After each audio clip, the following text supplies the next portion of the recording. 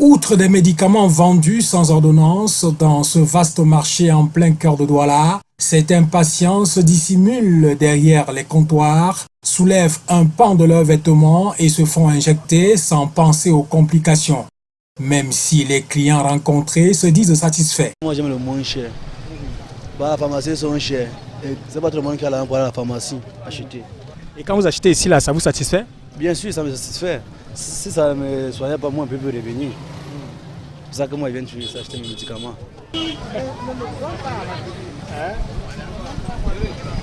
Pourquoi est-ce que vous venez d'abord acheter les médicaments ici au lieu d'aller en pharmacie? Parce que ici c'est un peu moins qu'à la pharmacie. Ici c'est pour les pauvres. Et quand tu n'as pas assez d'argent, tu peux venir te ravitailler ici. Et depuis que vous achetez les remèdes ici, ça vous soulage? Oui, ça me soulage. Et depuis étant jeune fille, jusqu'à je suis maman aujourd'hui. Mais il y a quand même les produits que je paye à la pharmacie. Mais les autres, je paye ici. Ces pharmaciens autodidactes excellent dans leur activité illicite sans impunité et pointent un doigt accusateur sur le gouvernement. Votre secteur d'activité, est-ce que ça marche? Est-ce que c'est les questions que vous pouvez me poser?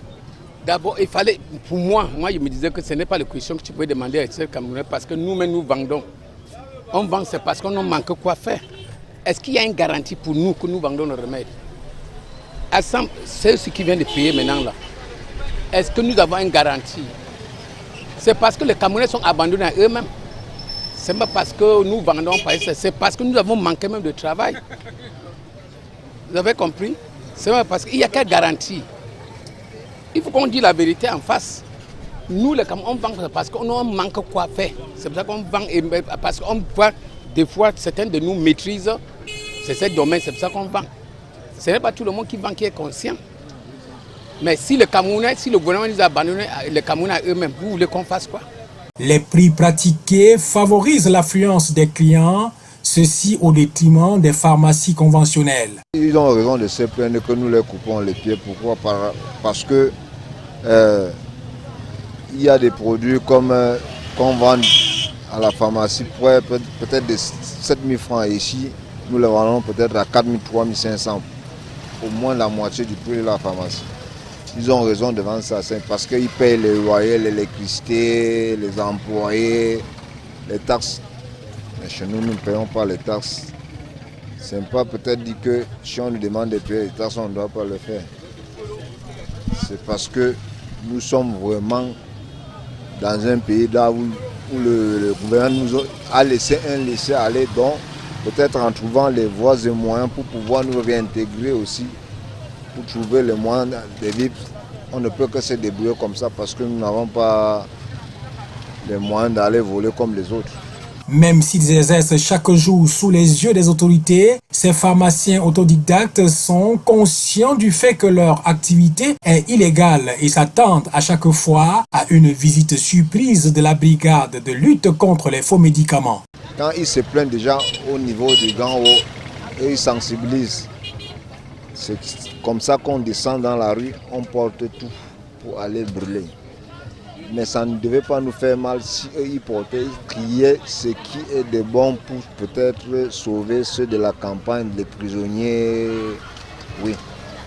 On ne dit pas, ce n'est pas pour aller tuer les prisonniers, puisqu'il y a les prisonniers qui n'ont pas les moyens d'aller se faire acheter les remèdes. Mais si on pouvait au moins prendre ce qui est de bien conservé, les soulager avec, ça ne pouvait pas nous faire mal. C'est parce qu'ils partent brûler.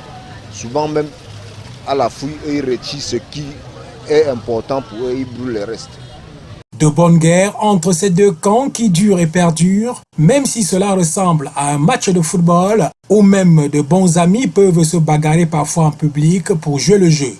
Là où vous prenez ces médicaments pour vendre, ce n'est pas le même circuit que les pharmacies. Pourquoi est-ce qu'ils vous lancent cette guerre-là? Exactement, puisque quand ils livrent, les pharmaciens n'ont pas la possibilité de prendre en grande quantité comme les sauveteurs, puisque le sauveteur court tous les risques. Il peut stocker tout un quantité après la livraison des pharmaciens, il le stocke tout le reste. Et souvent même bien après, quand ils ont besoin, ils se rabattent par ici, ils font le marché par derrière pour replacer toujours en pharmacie. Oui. puisque là, ils ont la manière qu'on livre et ils passent peut-être des commandes soit mensuelles, soit bimestrielles. Et avant d'attendre, peut-être le stock peut finir. Et ils se rabattent ici pour se ravitailler, sachant que le stock qu'on a pu sortir, ça ne les a pas tout ravitaillé. Le reste, les sauveurs, c'est eux-mêmes qui viennent, nous appellent par derrière pour nous vendre ça. Et nous prenons. C'est après, si le stock finit vite, parfois ça ne finit pas. Parfois ça reste chez eux, ça se périme même. Mais chez nous, l'avantage que nous avons est que, avec déjà la routine que nous avions eue sur le terrain, nous expérimentons, pas expérimenter, on le propose chez le client. Et le client en trouve parfois, ce sont des équivalents des produits chers. Dès lors, on se pose des questions, celles de savoir si ce sont des faux médicaments. Pourquoi le gouvernement ne réagit pas fermement face à cette situation? Si nous ne sommes pas là seulement pour 2 jours, tu vas comprendre combien de morts. Si le gouvernement peut suspendre le remède, tout le remède, ce qui même sert au quartier, pour 2 jours, vous verrez, vous-même, c'est vous-même qui vont parler, ce n'est pas nous. Bon, si les pharmaciens disent que ce n'est pas bon, heureusement, tu as demandé à un client. Le client a dit que c'est bon. Les remèdes sont authentiques de ce qu'on vend. Mais le problème qui se pose est que même moi que je vends, je ne suis pas constant. Je ne suis pas content pour vendre ça. Parce que le gouvernement a abandonné les Camerounais. Du côté de la délégation régionale de la santé publique pour le littoral, Dr Eboa Anne rassure que la lutte contre cette activité illicite est permanente. Nous voulons savoir quel est le travail que vous, au niveau de la délégation de la santé, ici, vous menez sur le terrain pour lutter contre ce fléau? Plusieurs combats sont menés déjà au niveau des formations sanitaires où nous faisons des descentes. Et l'autre combat, c'est au niveau de la rue, les médicaments de la rue, parfois appelés faux médicaments de par leur mauvaise conservation et la mauvaise manipulation, parce que le personnel qui le manipule n'est pas forcément spécialisé. Il s'agit d'un domaine bien précis concernant les pharmaciens. Donc, généralement, une équipe peut descendre accompagnée de la communauté urbaine, de la police et de la délégation régionale de la santé.